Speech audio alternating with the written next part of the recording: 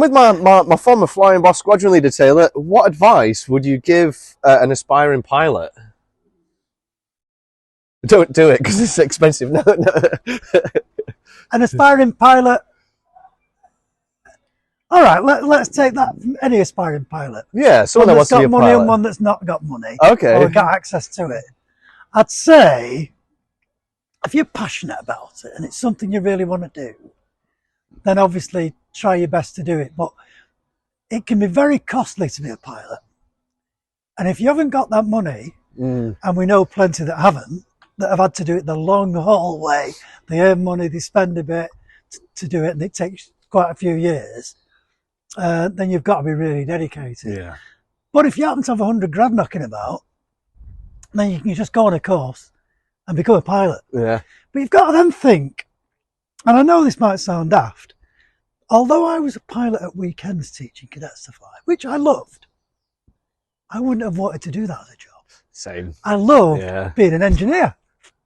And I don't think it's all it's cracked up to be, being a pilot every day. It seems like a tough job, especially when you look at some of the airlines that fly really early in the morning. I mean, I'm not a morning person. Well, I just think it's, you look at somebody driving a train, somebody driving a bus. They've all got those responsibilities. So bus drivers' favourite chocolate? Double decker? Oh, right, okay, yeah. Anyway, but I think if that's what you really, really want to do, but it doesn't, when you've been doing it a long time, flying, it's not glamorous. It's what you do. Yeah. Now, the only thing that made it really, for me, made it exciting was getting those cadets through a scholarship. If they went solo, that was an even bigger bonus. Yeah. I mean, how many solos do you reckon you sent over the years? I don't know, a lot. But I also know, we also had to fly with cadets that weren't going to make the solo standard. Yep. And they still needed to understand that they have not failed. Yeah, yeah. The problem is we can't take everybody to solo because we've got enough hours. Yeah. And it's just not fair. And once you explain that to the cadet and say, listen, it isn't that you've failed, it's just we need quite a few more hours to get you to that standard because you're struggling a bit.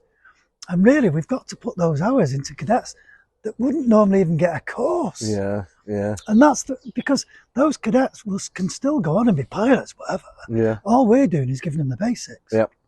And what I really like about what we do, we are giving them the basics. It's right down to the basics. Pitch, roll and yaw, and even secondary effects. I mean, when you move these aeroplane controls, the secondary effect, because you're going so slow through the air, really is noticeable. Yeah. Whereas you put secondary effect on the aileron on a fast aircraft, you hardly notice that the nose goes in the other way. So this is really good coordination. Yeah.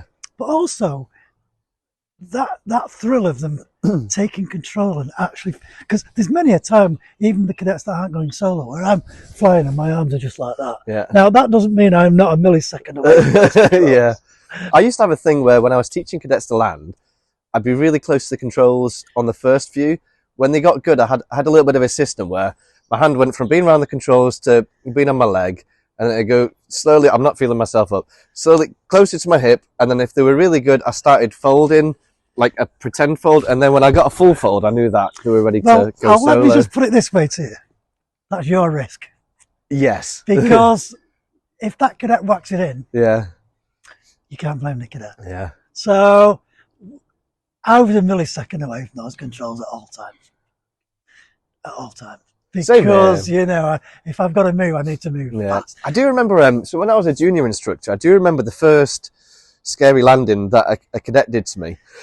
Now, they always used to get you into a false sense of security where they did a couple of good landings and you're like, ooh, they're getting better. They're really, really good. And then all of a sudden, they'd surprise you.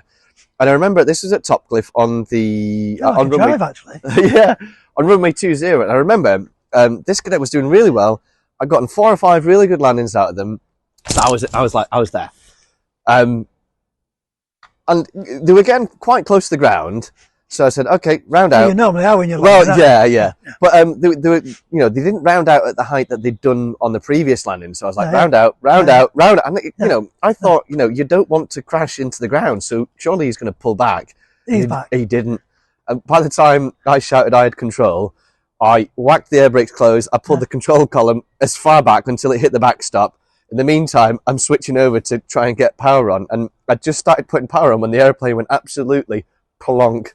I think it was like a 2.5G landing or something crazy. And I was like, I learnt about instructing from that. Because they tell you, take control early. Again, this was when I was a junior instructor. And it kind of gave me a lesson where this, if you don't early, they're not always going to do what you expect them to do. So that's the judgment call, knowing when